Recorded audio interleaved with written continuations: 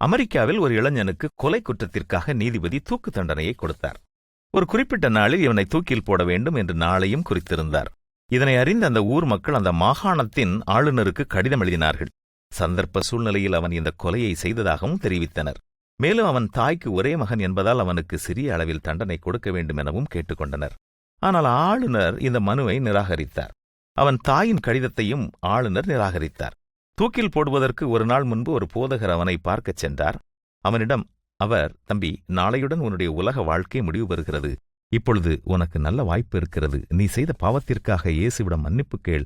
அவர் மன்னிக்க தயை உள்ளவராக இருக்கிறார். உன் பாவத்தை அறிக்கையிடு என்றார். ஆனால் அவனோ, நான் எதற்காக பாவ மன்னிப்பு கேட்க வேண்டும்? இன்று மட்டும்தான் உயிரோடு இருக்கப் போகிறேன். என் ஊர் மக்கள் மற்றும் என்னுடைய தாய் எவ்வளவோ மனுக்களை ஆளுநருக்கு அனுப்பினார்கள். எந்த பயனும் இல்லை.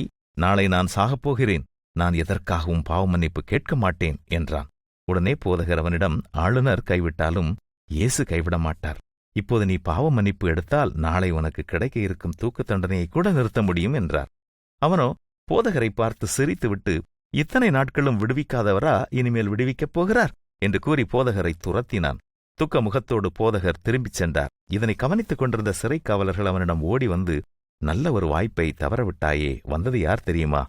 இந்த மாகாணத்தின் கவர்னர் உன்னை விடுவிக்க போதகர் வேடமிட்டு வந்தார். ஆனால் நீயோ அவரை உதாசீனப்படுத்தி விட்டாயே என்றார்கள். அடுத்த நாள் காலை அவனை தூக்கு கயிற்றின் முன்பு நிறுத்தினார்கள். அவன் பேசினான். நான் செய்த பாவத்திற்காக நான் சாகவில்லை. பாவ மன்னிப்பை உதாசீனப்படுத்தினதற்காகவே நான் சாகிறேன்.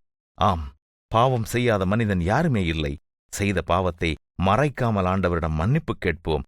அவர் மன்னிக்க தயை உள்ளவராக இருக்கிறார். தன்னுடைய பாவங்களை மறைக்கிறவன் வாழ்வடைய மாட்டான்.